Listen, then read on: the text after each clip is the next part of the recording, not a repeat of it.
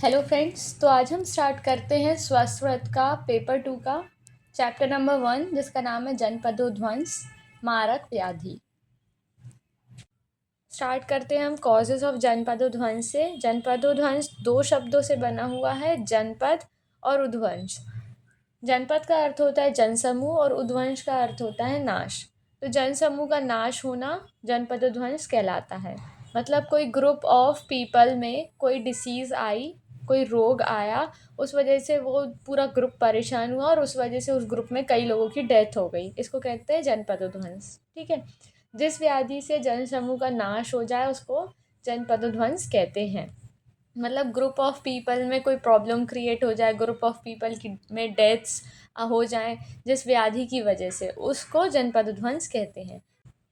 मारक व्याधियों द्वारा जनपद के बहुत से मनुष्यों का मारा जाना जनपदोध्वंस कहलाता है। मतलब कोई ऐसी व्याधि उत्पन्न हो गई, कोई ऐसे रोग उत्पन्न हो गया जिसकी वजह से ग्रुप ऑफ पीपल की डेथ हो गई, उसको क्या कहते हैं? जनपदोध्वंस। नेक्स्ट हम देखते हैं, प्राणियों में व्याधि दो कारण से होती है। साधारण हेतु होता है और असाधारण हेतु होता है। यह बताया गया है कि प्राणियों में रोग उत्पत्ति दो कारणों से होती है, एक होती है साधारण हेतु और एक होती है असाधारण हेतु। सबसे पहले हम असाधारण हेतु देखते हैं। अहित आहार विहार सेवन से वात आदि दोष दूषित होते हैं। अगर हम गलत आहार विहार लेंगे, विरुद्ध आहार लेंगे, उसकी वजह से जो हमारा वात दोष है, कफ दोष है, पित्त दोष है, ये दूषित होगा। ओके। दूषित हुए दोष अनेक प्रकार की व्याधियाँ उत्पन्न करते हैं। अगर दोष दूषित हो जाते हैं तो अनेक प्रकार की व्याधियों को उत्पन्न करते हैं। उत्पन्न हुई व्याधियों का प्रभाव प्रत्येक व्यक्ति में उसके शरीर, बल, प्रकृति, अवस्था, पुरातन रोग, आनुवांशिक रोग, देश आदि विभिन्न कारणों के कारण भिन्न भिन्न होता है। तो जो अलग अलग व्यक्ति होते हैं, मतलब एक इंडिविजुअलिटी की बात हो रही है यहाँ पर। अगर एक पर्टिकुलर व्यक्ति है तो उसका जो प्रकृति होगी वो अलग होगी सबसे। ठीक है। उसके आनुवांशिक रोग, मतलब उसका जेनेटिक ऑर्डर रहेगा या हेरिडिटरी फंक्शंस जो रहेंगे वो अलग होंगे उसके। उसका देश काल स्थान सब अलग अलग होगा। तो ये एक इंडिविजुअल पर्सन की बात हो रही है। ठीक है। जिन व्यक्तियों में बल उस उत्कृष्ट हो, श्रेष्ठ प्रकृति के हों, उस व्यक्ति में व्याधि का प्रभाव कम होता है। अब जैसे कोई एक पर्सन है तो उसकी अगर इम्यूनिटी सिस्टम अच्छा है, उसका बल अच्छा है, तो उसमें अगर कोई रोग बीमारी अगर होगी तो वो उससे लड़ लेगा, जिसकी वजह से वो जल्दी से जल्दी स्वस्थ हो जाएगा। ओके। उस व्यक्ति में व्याधियों का प्रभाव कम होता है। इस तरह बल, शरीर, प्रकृति, देश आदि को असाधारण हेतु माना गया है। ठीक है। तो बल, शरीर, प्रकृति, देश, ये सारी चीज़ें जो होते हैं वो असाधारण हेतु में आते हैं। अब साधारण हेतु देखते हैं। साधारण हेतु में आते हैं वायु, जल, देश, काल। अब ये हम कैसे पढ़ते हैं? बहुजनों में एक ही समय में व्याधि को उत्पन्न करने वाले कारण को साधारण हेतु कहा जाता है। मतलब में एक ही समय में व्याधियों को उत्पन्न करने वाले कारण, मतलब ग्रुप में कोई भी रोग व्याधि उत्पन्न हुई है। ओके। वायु, जल, देश एवं काल, यह भाव सभी पुरुषों के लिए साधारण है। इन सब भावों के अहित से पुरुष समूह में उत्पन्न होने वाली व्याधियों को जनपदोध्वंस कहा जाता है। ओके। नेक्स्ट हम देखते हैं असाधारण हेतु और साधारण हेतु में डिफरेंस। अहित आहार विहार से असाधारण हेतु में आते हैं अहित आहार विहार और देह, बल, सात्मय, सत्व, मन एवं वय, वात आदि दोषजन्य व्याधि जो हर मनुष्य में भिन्न भिन्न होती है। मतलब ये इंडिविजुअल पर्सन की बात हो रही है।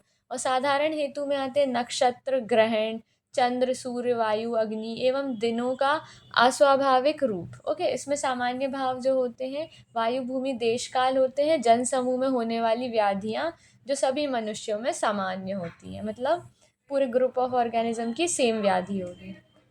नक्षत्र, ग्रह समुदाय, चंद्रमा, सूर्य, वायु, अग्नि और दिशाओं का अस्वाभाविक अप्राकृतिभूत रूप से स्थित होने की भूमि, रस रहित, गुण रहित हो जाना, यह पूर्व रूप होते हैं। अब जनपदोध्वंस का पूर्व रूप क्या होता है? कि जो भी नक्षत्र है, चंद्रमा, सूर्य, वायु, अग्नि है, ये सारी चीज़ें जो हैं ये गुण रहित हो जाती हैं। ओके। ये इसका पूर्व रूप होता है।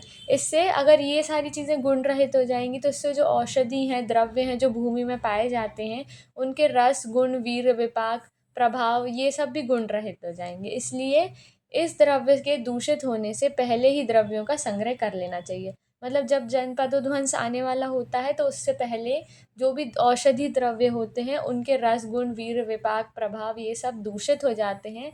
तो इससे पहले कि ये सारी मतलब जो ये औषधि हैं ये दूषित हो जाएँ उससे पहले इनका संग्रह कर लेना चाहिए, मतलब इनको कलेक्ट करके रख लेना चाहिए। नेक्स्ट टॉपिक है जनपदोध्वंस का कारण। वायु, जल, देश एवं कालादि भावों का दोषयुक्त होना ही जनपदोध्वंस का कारण होता है। तो जनपदोध्वंस का कारण है वायु, जल, देश और काल, इन सब का दोषयुक्त हो जाना, ये जनपदोध्वंस का कारण होता है। इन सब भावों से दोषयुक्त होने का कारण अधर्म है, अतः जनपदोध्वंस का मूल कारण अधर्म है। अगर सबसे पहले हम देखेंगे कि जनपदोध्वंस का मूल कारण मतलब रूट कॉज क्या है, अधर्म। ओके, तो जनपदोध्वंस की अगर हम संप्राप्ति देखें तो उसका मूल कारण जो होता है वो अधर्म होता है। और सेकंड हम देखेंगे प्राज्ञापराध। प्राज्ञापराध में धी, धृति और स्मृति का विभ्रंश हो जाता है। और वायु, जल, देश और काल दूषित होना, ये तीन इसके कॉज, रूट कॉज होते हैं। ओके, यहाँ पर पढ़ा वायु, जल, देश, काल, अब ये दूषित हो जाते हैं तो कैसा लक्षण शो होता है ये पता करते हैं। तो विकृत वायु का लक्षण, सबसे पहले हम वायु पढ़ेंगे। तो वायु जो ऋतु में विपरीत चलने वाली, अत्यंत निश्चल या स्थिर वायु, अधिक वेग परिवर्तन वाली, अति कर्कश कठोर वाली, अति शीत, अति उष्ण, अति रूक्ष वायु, अत्यंत अभिष्यंदी, अत्यंत भय उत्पन्न करने वाली, आवाज़ करने वाली वायु, परस्पर एक दूसरे से टकराती हुई गति वाली वायु, अत्यंत चक्कर मारती हुई, अहितकर गंध वाली, वाष्प, बालू, धूलि और धूम से उपहत विकृत हुई वायु। तो ये सारे जो होते हैं विकृत वायु के लक्षण होते हैं। नेक्स्ट हम देखते हैं प्रावट ऋतु। तो प्रावट ऋतु में अगर पश्चिम दिशा से वायु आती है या फिर वसंत ऋतु में दक्षिण दिशा से वायु आती है, हेमंत ऋतु में उत्तर दिशा में वायु का चलना, ये सारी वायु जो होती है वो विकृत वायु के लक्षण होते हैं। ओके, नेक्स्ट हम देखते हैं विकृत जल के लक्षण। विकृत जल के लक्षण में हम देखेंगे विकृत गंध, वर्ण, रस, स्पर्श एवं क्लेदयुक्त, ऐसा जल जो होता है वो विकृत होता है। जल जिसको जलचर प्राणियों व पक्षियों ने त्याग दिया हो, शुष्क होकर जलाशय में अल्प परिमाण में हो, मतलब सूख गया हो, जो जलाशय होते हैं वहाँ पर पानी सूख गया हो, स्वाद रहित, अप्रीतिकर, ओके, जिसमें कोई टेस्ट नहीं होता, ओके, टेस्ट में अच्छा नहीं लगता, इसे दूषित जल, नष्ट गुण युक्त जल माना गया है। फिर नेक्स्ट हम देखते हैं विकृत देश का लक्षण। देश का स्वाभाविक वर्ण, गंध, रस और स्पर्श विकृत हो गया हो। ओके, तो जो देश है उसके वर्ण, गंध, रस, स्पर्श ये सारे विकृत हो गए हों। अधिक क्लेद युक्त, सरीसर्प, व्याल, मशक, शलभ, मक्षिका, मूषक, उलूक, शमशानिक, शकुनी, जम्बूक आदि जंतुओं से व्याप्त, तृण, गुल्म एवं लताएं अत्यधिक उग गई हों। ओके, तो मतलब ऐसी जगह जहाँ पर सांप हों या आदि जीव जंतु ये सारी चीज़ें हैं या बहुत सारी लताएं लगी हुई हैं, तो ऐसी जगह पर मतलब ये जो ऐसी जगहें होती हैं, ऐसा जो देश होता है वो विकृत देश कहलाता है।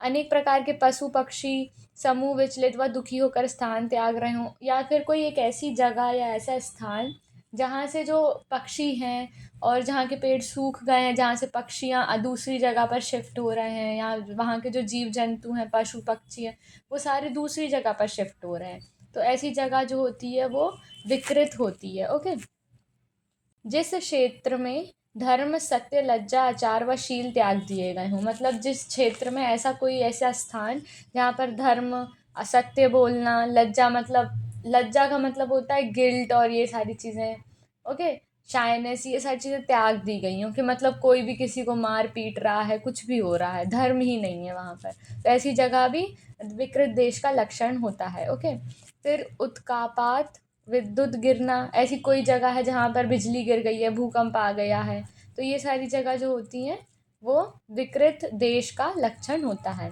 अब विकृत काल का लक्षण क्या होता है?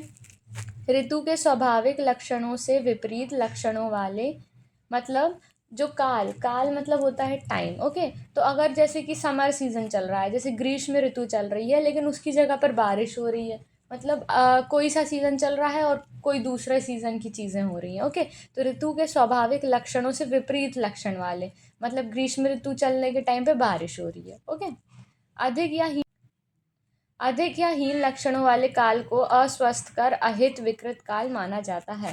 ओके, फिर नेक्स्ट हम देखते हैं जनपदोध्वंस का सामान्य उपचार। अब मान के चलो जनपदोध्वंस हो गया है, तो अब क्या उपचार करना चाहिए? तो इसमें 4 चीज़ें आती हैं। रसायन द्रव्यों का सेवन, जनपदोध्वंस पूर्व संग्रहित औषधियों का उपयोग। रसायन सेवन का मतलब होता है जो भी रसायन है, आचार रसायन वगैरह का सेवन करवाना। उससे क्या होता है कि इम्यूनिटी बूस्ट होती है। अगर कोई रोग और व्याधि किसी व्यक्ति को मतलब जन समूह में फैल रही है, तो रसायन द्रव्यों का प्रयोग करने से इम्यूनिटी का बूस्ट होता है। ओके। जनपदोध्वंस पूर्व संग्रहित औषधियों का उपयोग। अब जो हमने पढ़ा है कि जनपदोध्वंस के टाइम पर पूर्व रूप में हमने देखा था कि औषधि जो है वो दूषित हो जाती हैं। तो उससे पहले जो औषधियाँ हमने कलेक्ट करके रखी हैं, उनके विकृत होने से पहले औषधियाँ विकृत हो जाती हैं जनपदोध्वंस के टाइम पर। तो उसके पहले हमने कुछ ऐसी औषधियाँ होंगी जो दूषित नहीं होंगी, वो जो दूषित नहीं हुई होंगी, उनको हमने कलेक्ट करके रखा होगा, तो उनका वही जो औषधियाँ हैं उनका उपयोग करना चाहिए। सद्व्रत का पालन करना चाहिए। सद्व्रत मतलब ऋतुचर्या और दिनचर्या को फॉलो करना चाहिए। आचार रसायन पालन धर्म चिंतन आदि। ओके। आचार रसायन का प्रयोग करना चाहिए, धर्म से चलना चाहिए, चिंतन करना चाहिए। ओके। ये सारी चीज़ें जो होती है जनपदोध्वंस का उपचार होता है। ओके। तो नेक्स्ट लेक्चर में हम देखेंगे व्हाट इज़ एपिडिडाइमोलॉजी।